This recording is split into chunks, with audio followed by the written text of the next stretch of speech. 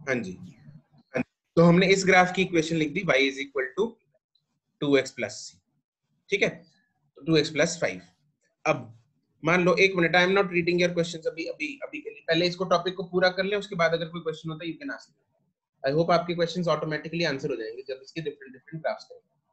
अब मान लो अगर ग्राफ है ये ऐसा, ये ग्राफ जा रहा है, ठीक है, अब ये इसने यहाँ पे कट किया तो इसका y इंटरसेप्ट होगा ये होगा c, इसका मान लो ये 10 पे कट कर रहा है इसको, this is y, this is x।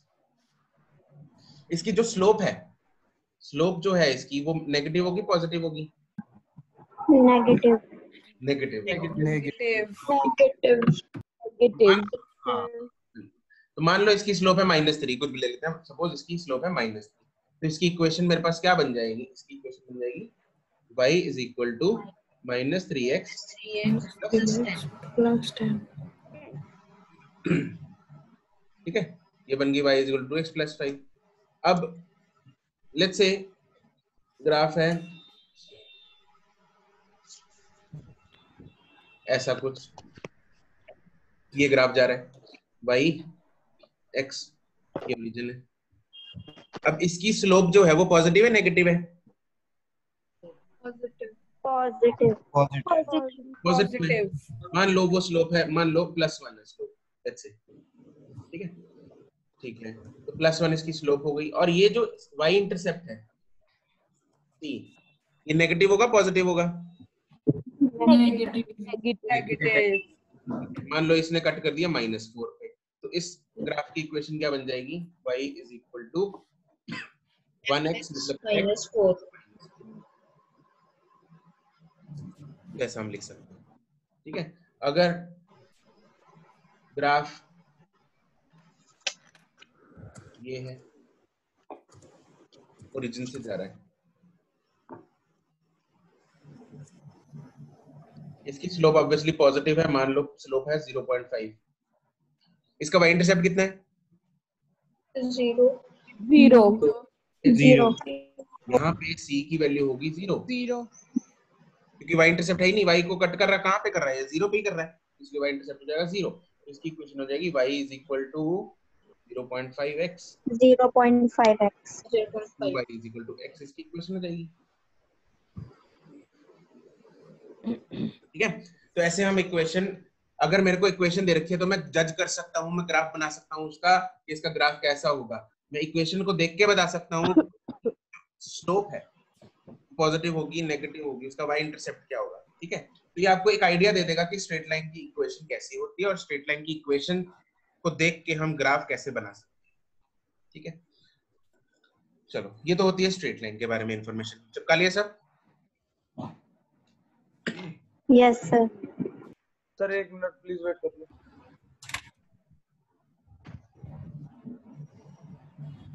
लिख लो फटाफट। हाँ जी सर, ये 2x is equal to y क्या है? 2x is equal to y कहाँ पे है ये? 2y is equal to x है। 2y is equal to x, इसी की इक्वेशन है दिया, यहाँ से है ना, y इज इक्वल टू 0.5 मतलब 1/2x, 2 को इधर ले गया मैं, तो 2y is equal to x बन गया इक्वेशन। c की वैल्यू यहाँ पे 0 है। Done? Tarun, Ayush, done?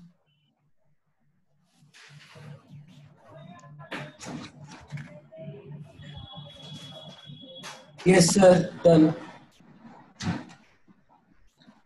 Next हम करेंगे पैराबोला। पैराबोला नाम सुना है पहले कभी? Yes sir. सर बस नाम ही सुना। शेप इसकी कैसी होती है ये सुना है, ये पता है? Sir curved. कर्व्ड होती है, कटोरी जैसी होती है इसकी शेप। यस सर, मैथ्स में था सर 10th में। 10th में था पैराबोला? ओके। आईसीएसई में, सीबीएसई में? हमने एग्जाम्स में भी किया नहीं था। आईसीएसई सीबीएसई निष्ठा? में भी था सर, सीबीएसई में भी था। सीबीएसई में, ठीक है, ठीक है, तो मतलब ठीक है, इतना पता है, नाम सुना है आपको, ठीक है, नाम सुना है। यस ठीक है। सर चलो नहीं हम पता अब सर किया हम नहीं अब जो टेंथ में। पैराबोलास करने वाले, एक मिनट अब ध्यान देंगे, हम अब जो पैराबोलास करेंगे, आप लोगों ने नाम सुना है, ठीक है, इतना काफी है। अब बाकी अब मैं बताऊंगा कि पैराबोलास किस किस तरफ,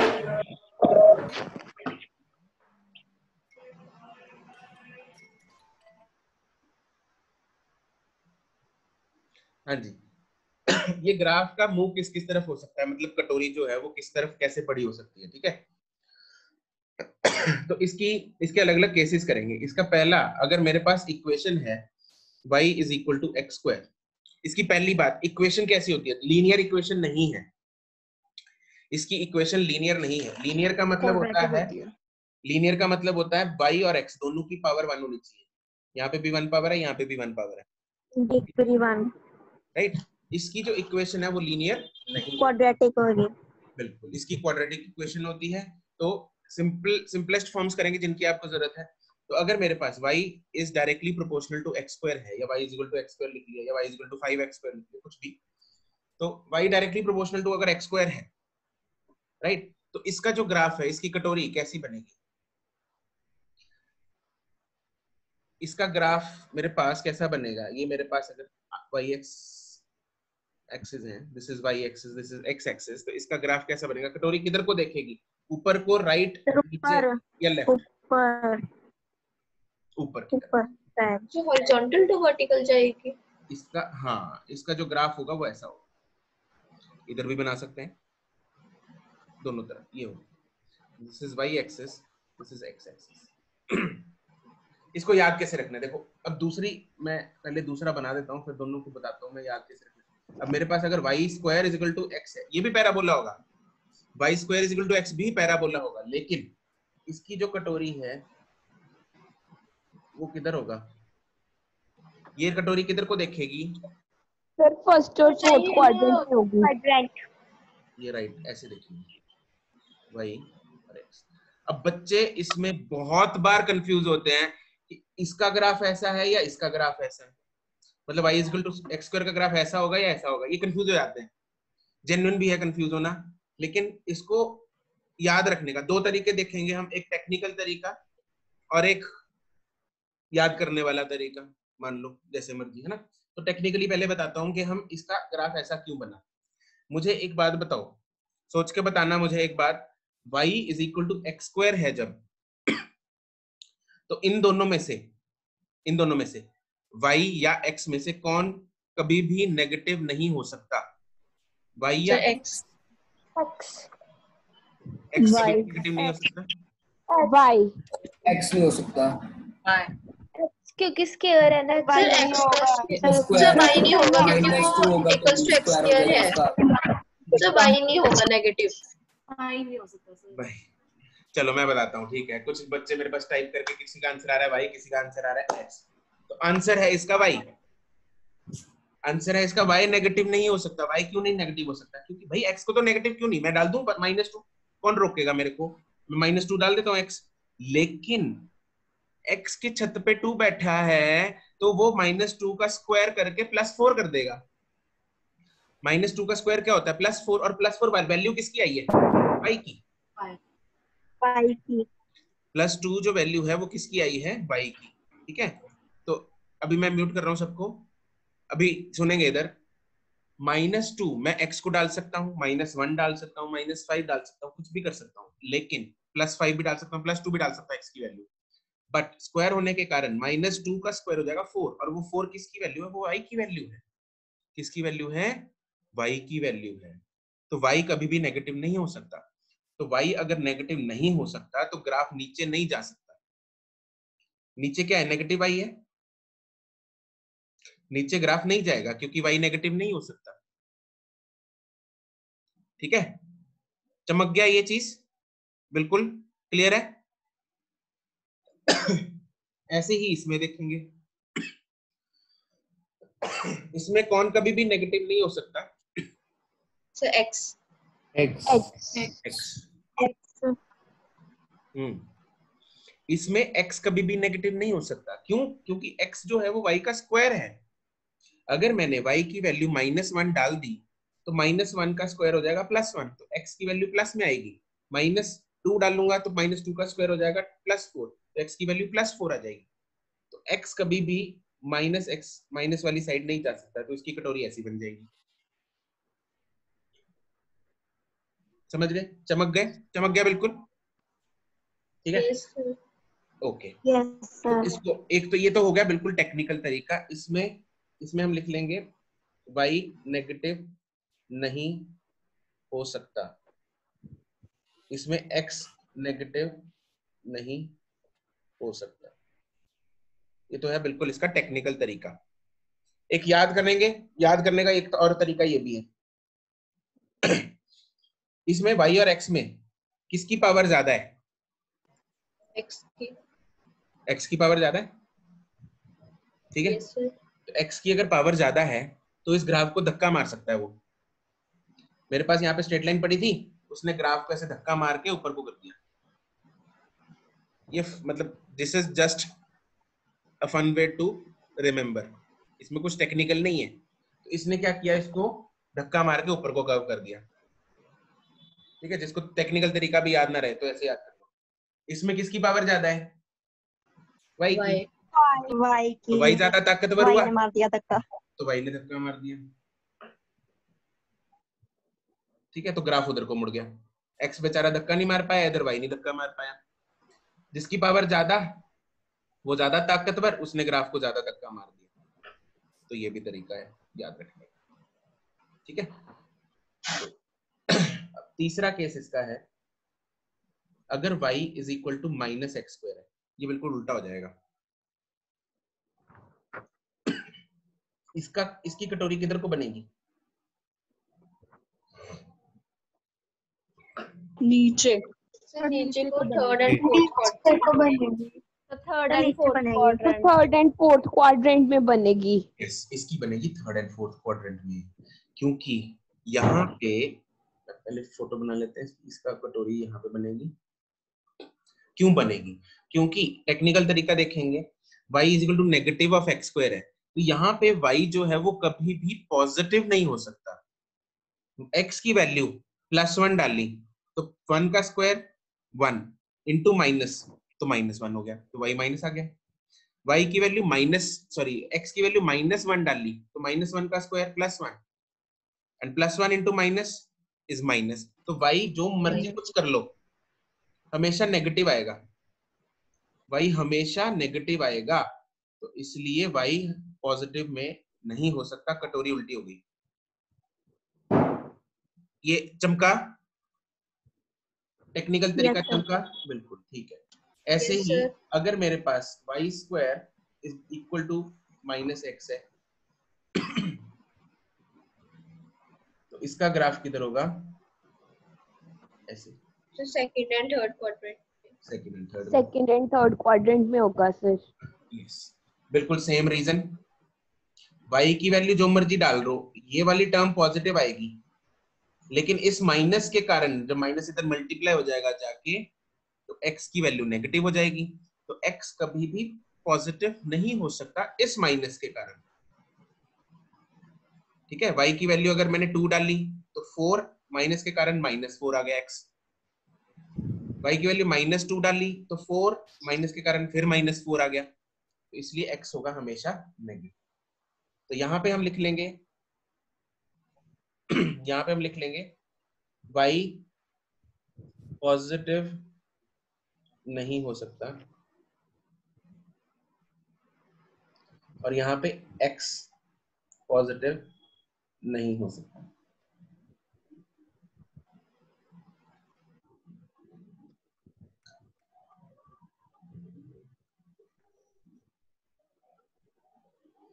अब इसमें धक्का मारने वाली बात, कॉपी नीचे करना।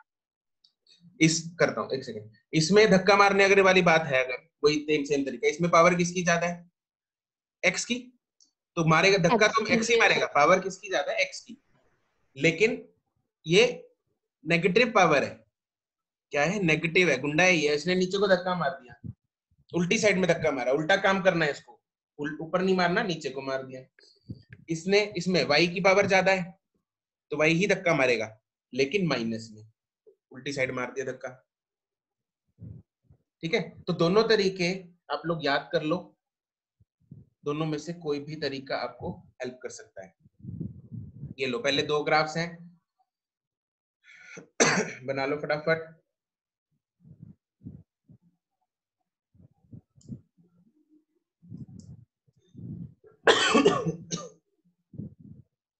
ओके,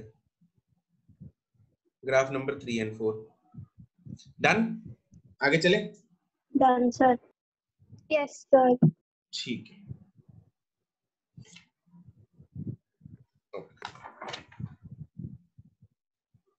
थर्ड आता है हाइपरबोला। हाइपरबोला तो नहीं सुना होगा कभी, है ना? No, sir. No, sir. Hyperbola मैंने की सुना sir. सुना है? अच्छा। हाइपरबोला जो है उसकी जो इक्वेशन है वो होती है y is inversely proportional to x। y is inversely proportional to x होता है हाइपरबोला, ठीक है। और इसका जो ग्राफ है वो बस ये बनता है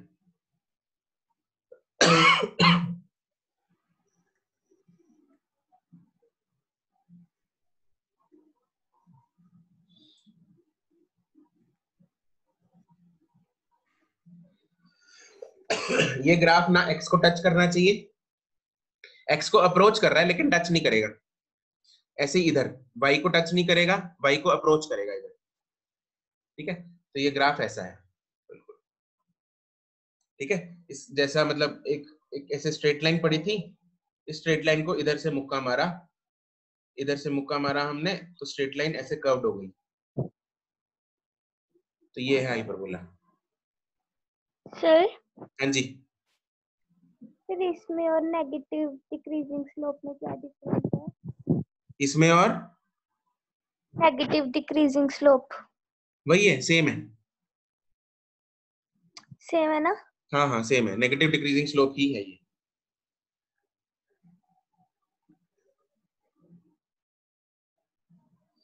डन। Yes, sir. तो ये कुछ बेसिक इंफॉर्मेशन है जो ग्राफ्स के बारे में आप लोगों को पता होनी चाहिए, जो आगे पॉइंट टू पॉइंट आपको हेल्पफुल रहेगी, ठीक है। ये किसी टॉपिक के अंदर नहीं आती, ये आपको मॉड्यूल में भी नहीं मिलेगा, कहीं नहीं मिलेगा, सिर्फ आपको यहाँ पे ये क्लास नोट्स में है, तो यहीं से आपको रिवाइज करना है ये इंफॉर्मेशन, ठीक है। चलो अब हम स्टार्ट करते हैं बच्चों इंटीग्रेशन।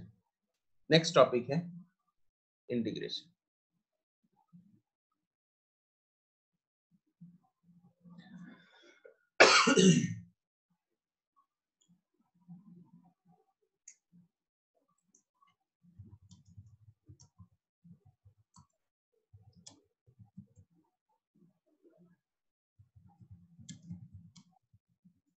एक सेकेंड,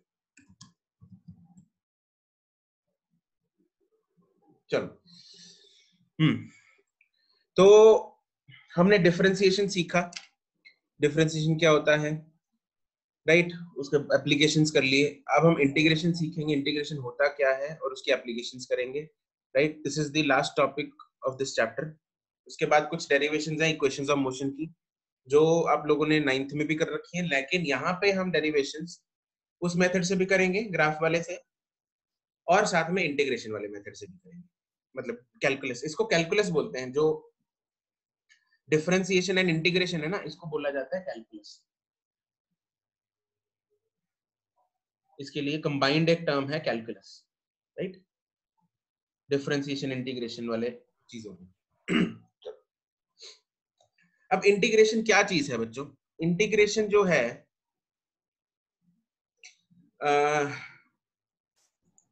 एक सेकंड, यस, इंटीग्रेशन जो है वो क्या होता है? Integration is exactly the opposite of differentiation. Yes, integration is exactly the opposite of differentiation, ठीक है। हर चीज, मतलब जैसे प्लस का माइनस होता है, मल्टीप्लाई का डिवाइड होता है, वैसे इंटीग्रेशन डिफरेंशिएशन का उल्टा होता है इंटीग्रेशन, ठीक है।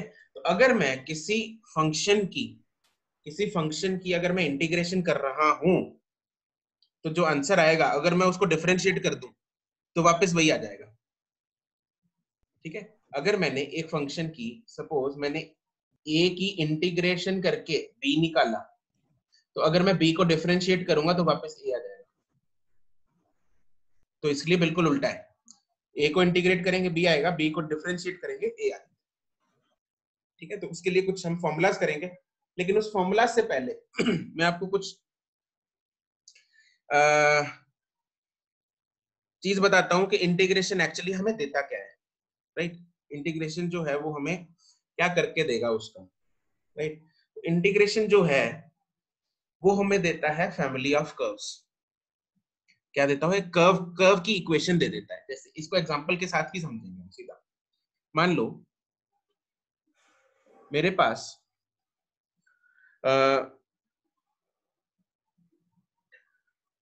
चलो पहले एक बार लिख लो इंटीग्रेशन के बारे में, उसके बाद बताता हूं। लिखो इंटीग्रेशन इज दी, इसके बारे में लिखेंगे integration is the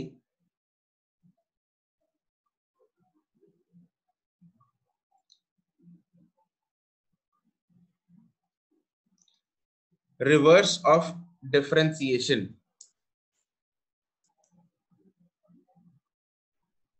Reverse of differentiation.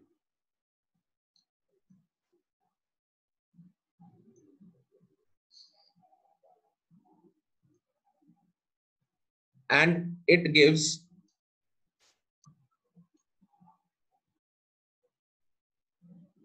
gives us the family of curves. अब ये फैमिली ऑफ कर्व्स क्या होता है वो आप लोग कुछ मिनट बाद समझ जाओगे क्या होता है फैमिली ऑफ कर्व्स।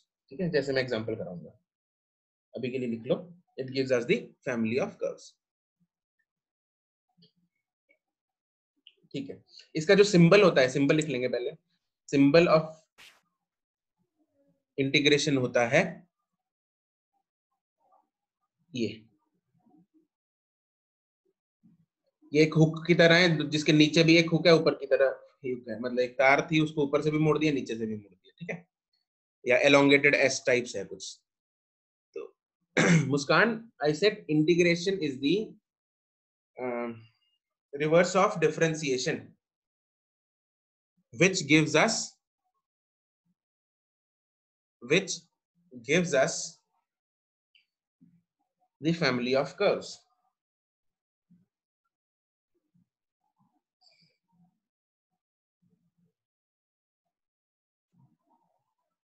ठीक है, चलो अब ये फैमिली ऑफ कर्व्स कैसे देता है उसको एग्जांपल के साथ समझते हैं। जैसे एग्जांपल करते हैं इसकी। मान लो मेरे पास एक फंक्शन है, I have a function, function दिया हुआ है मेरे पास y इज इक्वल टू 2। ये मेरे पास फंक्शन है y is equal to 2। Right, अब मुझे इसको इंटीग्रेट करने को बोल दिया। इंटीग्रेशन के फॉर्मूला मैं नेक्स्ट स्टेप में करवाता हूँ, नेक्स्ट सब टॉपिक में कराता हूँ, पहले एक बार समझ लेंगे। अभी के लिए मैं इसके इंटीग्रेशन सीधा लिख दूंगा, तुम लोगों को पता होगा, पता नहीं होगा कि क्या होती है इंटीग्रेशन। तो इसमें इंटीग्रेशन ऑफ, अगर मैं y, जैसे हमें मुझे लिखना कैसे इंटीग्रेशन, इसको बोलते भी कैसे हैं, देखो integration of y with respect to x, integration of y with respect to x, इसको ऐसे बोला जाता है। ठीक है, तो this is integration of 2 with respect to x, this is y dx, integration of y dx, this is integration of 2 dx, और इसका जो आंसर आएगा वो आएगा 2x। इसका जो आंसर है वो आएगा 2x। ठीक है, वो आंसर कैसे आएगा उसके लिए बेसब्र मत हो, वो मैं आगे बताता हूँ तुम लोगों को कैसे आएगा ये 2x। अभी मैंने क्या बोला था कि अगर ये a है, यहाँ पे a की, जो a और b में बोल रहा था, यहाँ पे a की वैल्यू है 2 और b की वैल्यू है 2x। मैंने 2 को इंटीग्रेट किया, 2x आ गया। अब 2x को अगर मैं डिफरेंशिएट करूंगा तो क्या आएगा? 2 आएगा। 2 आ जाएगा। तो a को मैंने इंटीग्रेट किया, 2x आ गया, b आ गया। b को डिफरेंशिएट करूंगा, 2x को डिफरेंशिएट करूंगा, 2 आ गया। तो ये होता है। ठीक है, चलो अब मैंने क्या बोला था, ये देता है फैमिली ऑफ कर्व्स। क्या देता है? Family of curves. चलो अब फैमिली ऑफ कर्व का मतलब क्या है? मेरे पास एक कर्व आ गई है 2x। क्या आ गई है? कर्व। कर्व का मतलब ग्राफ। अगर मैं y इज इक्वल, मतलब y नहीं है, y हमने यहाँ पे ले लिया, इसको कुछ ले लेते हैं g, इसको कोई और फंक्शन ले लेते हैं, g ऑफ x आ गया मेरे पास, मान लो 2x। तो मुझे अगर इसका ग्राफ बनाना है, 2x का ग्राफ बनाना है, तो इसका ग्राफ कैसा बनेगा 2x का? हमने स्ट्रेट लाइन की इक्वेशन करी थी। Yes sir, straight line. Straight line की इक्वेशन की थी, हाँ जी। तो इसका ग्राफ कैसा बनता है? 2x का ग्राफ कैसा बनेगा? Straight line. Straight line passing through y intercept कितना होगा? रीजन सॉरी 0 होगा। 0 फ्रॉम होगा। रीजन। हाँ, it will pass through origin, तो इसका ग्राफ होगा ये। This is y। इसको यार चेंज कर लेते हैं, इसको ना g कुछ और ले लो तुम लोग, फिर y क्योंकि यहाँ पे लिख रहेंगे ना हम, या यहाँ पे g ले लो। चलो तो जी ले लेते हैं। यहाँ पे g ले लो, कुछ भी ले लो, फर्क नहीं पड़ता, वेरिएबल्स का खेल है ये, तो कुछ नहीं है। तो यहाँ पे या z ले लेते हैं। चलो एक एक्सिस ही है ना वो, तो z ले लेते हैं। तो मेरे पास मान लो z एक नया फंक्शन आ गया जिसकी वैल्यू है 2x। तो इसकी जो इक्वेशन है वो क्या आएगी? z is equal to 2x। और ये z is equal to 2x जो है, ये कर्व आ गया मेरे पास। क्या आ गया? कर्व आ गया। कर्व का मतलब ग्राफ आ गया, जिसकी स्लोप, अब मेरे पास अगर फंक्शन है 2x, तो उस फंक्शन की स्लोप फाइंड करने के लिए हम क्या फाइंड करते हैं? डिफरेंशिएशन। स्लोप हमें क्या बताती, डिफरेंशिएशन हमें क्या बताती है? स्लोप बताती है। अगर मैं डिफरेंशिएट करूंगा 2x को, अगर मैं 2x को डिफरेंशिएट करूंगा, तो मेरे पास क्या आएगा? 2। और ये 2 क्या होगा? 2 विल बी स्लोप। तो इस ग्राफ की जो कि 2x है, इसकी स्लोप क्या है? m क्या है इसका? इसका m क्या है? 2 है। 2 m क्या है? 2 है। लेकिन अगर मैं एक ग्राफ यहाँ पे, एक ग्राफ ऐसा बनाता हूँ बिल्कुल इसके पैरेलल, एक ग्राफ मैंने बिल्कुल इसके पैरेलल बना दिया तो इस ग्राफ की अगर स्लोप 2 है, तो इस ग्राफ की भी स्लोप क्या होगी? रेड वाले ग्राफ की। 2 कैसे Two. पता लगा? कैसे पता लगा? क्योंकि वो पैरेलल है। सेम इंजेंट सेम है, एंगल सेम है। एंगल सेम है। थीटा सेम है। यस, थीटा सेम है, एंगल सेम है, दोनों लाइंस पैरेलल है। तो अगर एक ढलान, इसकी ढलान अगर थीटा है, इसका एंगल अगर थीटा है, तो अगर एक और लाइन में उसके पैरेलल बना दूं जिसका भी एंगल थीटा ही होगा, तो ऑब्वियसली यार दोनों की स्लोप क्या होगी? दोनों की स्लोप सेम होगी। क्या कोई इसमें दुख दुविधा है किसी को? इन दोनों की ग्राफ की स्लोप क्या होनी चाहिए? सेम होनी चाहिए। सेम। इस ग्राफ की स्लोप भी क्या है? 2।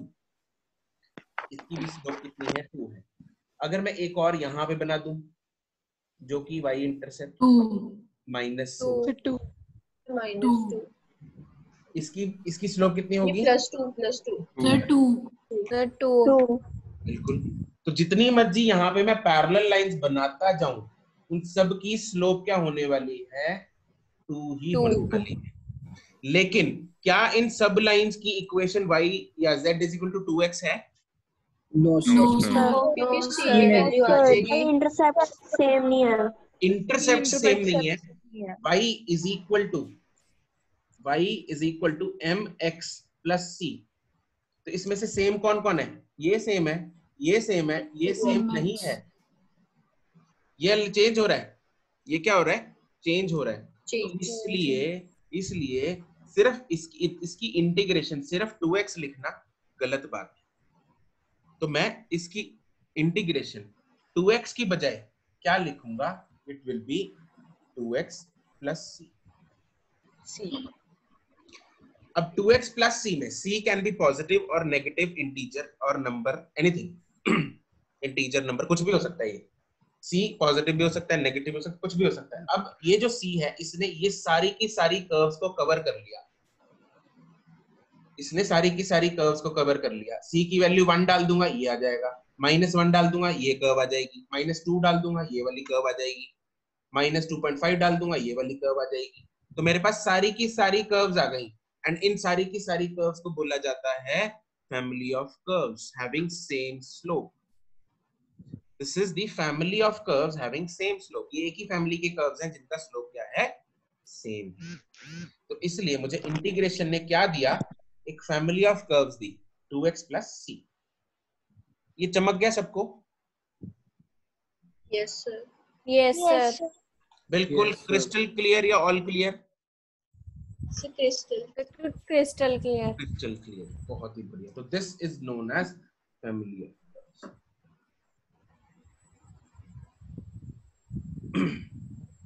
This is family of curves.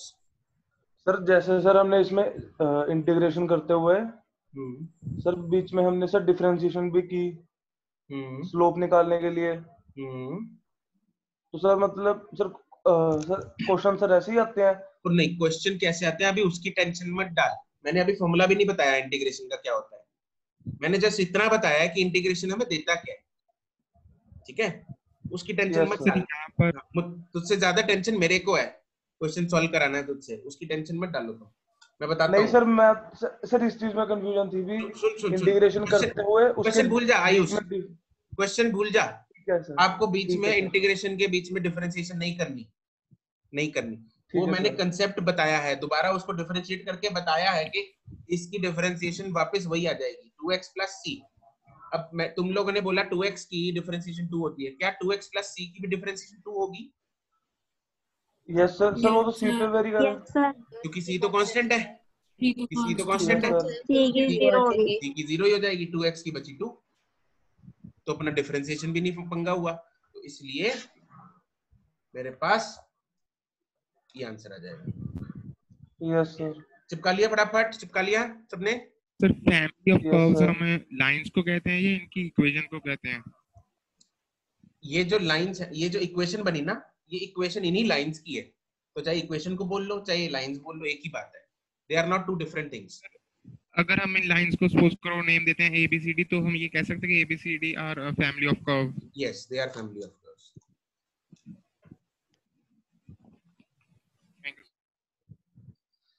चलो अब हम चलते हैं डिफरेंस इंटीग्रेशन के फॉर्मूले पे।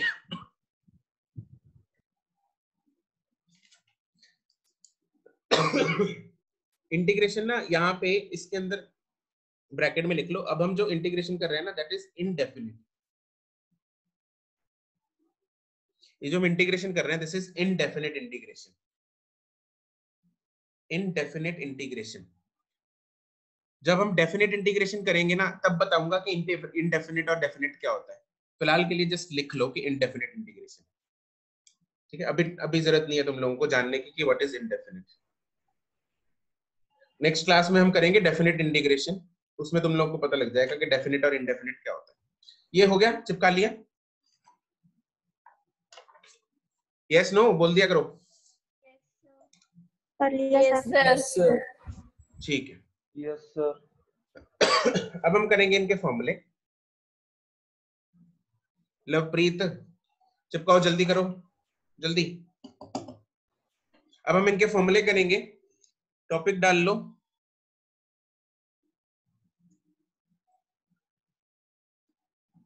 फॉर्मूलाज ऑफ इंटीग्रेशन या रूल्स ऑफ इंटीग्रेशन, कुछ भी लिख लो।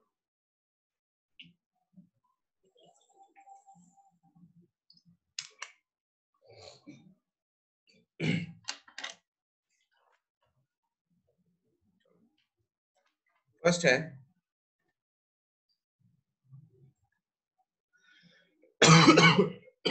First is power rule.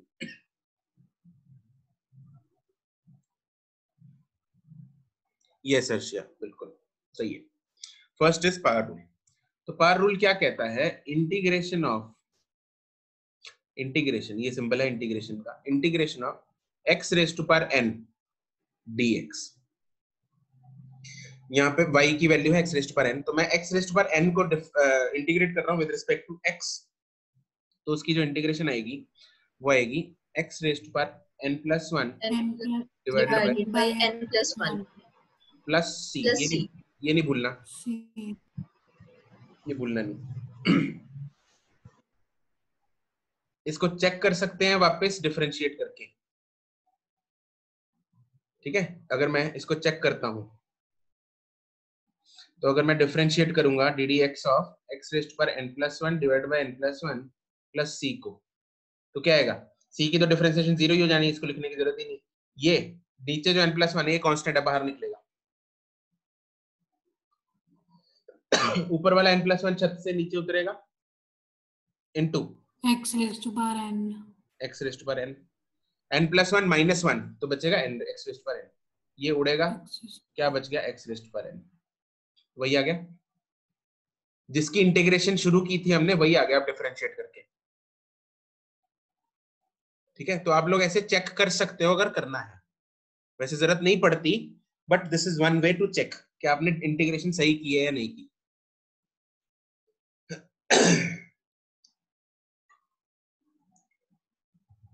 ठीक है, तो इसकी एग्जांपल्स करेंगे।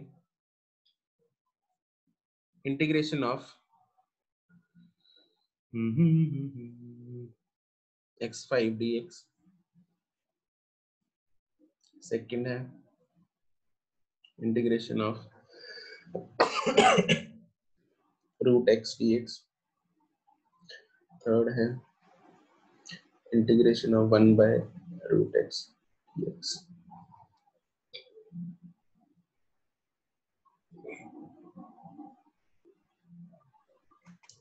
सर इसमें सी की वैल्यू तो गिवन नहीं होती, तो सी हम ऐसे ही ऐसे ही लिखते हैं हम, सी लिखेंगे ही ना लिखते हैं। कांस्टेंट साथ हाँ में। हाँ बिल्कुल ऐसे ही लिखते हैं हम सी।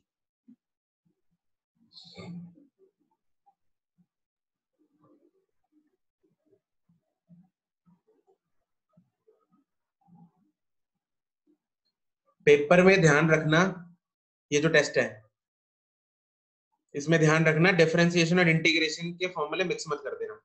इंटीग्रेशन पेपर में नहीं आ रही, पता लगा अभी ताजा ताजा इंटीग्रेशन कर रहे हैं तो फॉर्मूले डिफरेंशिएशन में इंटीग्रेशन के लगा दिए, उल्टे फॉर्मूले हैं और बच्चे कंफ्यूज हो भी जाते हैं। तो इसलिए तुम लोगों को पहले ही आगाह कर रहा हूं, ये चीज ध्यान रखना पेपर में।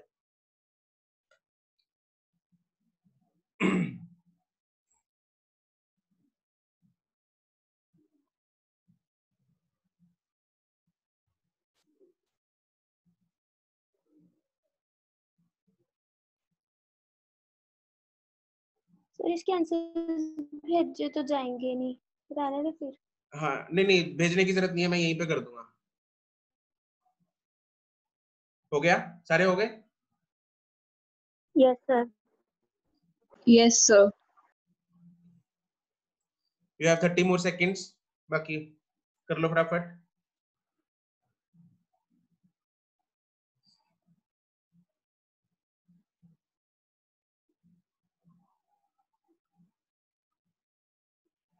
नहीं इसके आंसर्स मत भेजो, तुम लोगों को टाइप करने में भी इसको समय लगेगा और मुझे रीड करने में भी समय लगेगा। ठीक है, थोड़ा इंटरप्रिटेशन मुश्किल होती है इसकी। डिवाइड डिवाइड डिवाइड बहुत सारे स्लैश आ जाते हैं, पता नहीं लगता कौन सा स्लैश कहाँ पे है।